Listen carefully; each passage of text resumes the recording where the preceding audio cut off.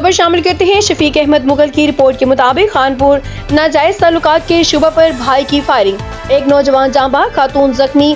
खानपुर के नवाही इलाके चक number 104 1L में नाजायज ताल्लुकात के शुबा पर अफसोसनाक वाक़या पेश आया, जहां एक भाई ने अपनी बहन और एक नौजवान पर फायरिंग कर दी। पुलिस के मुताबिक फायरिंग के नतीजे में 35 साला मौके पर ही जान बहक हो गया, जबकि मारिया नामी खातून जख्मी हो गई, जिन्हें फौरी तौर पर तिबी इमदाद के लिए अस्पताल मुंतकिल कर दिया गया। वाक़े की इत्तला मिलते ही मुकामी पुलिस मौके पर पहुंच गई और जान बहक नौजवान की लाश पोस्टमार्टम के लिए अस्पताल मुंतकिल कर दी गई। पुलिस का कहना है कि इस्लामगढ़ थाने में मुकदमा दर्ज कर लिया गया है, ताहम मुलजम मौके से फरार हो गया, जिसकी गिरफ्तारी के लिए मुख्तलिफ मुकामात पर छापे मारे जा रहे हैं। पुलिस के मुताबिक मुलजम को जल्द गिरफ्तार कर लिया जाएगा, जबकि वाक़े की मज़ीद तहकीकात जारी है।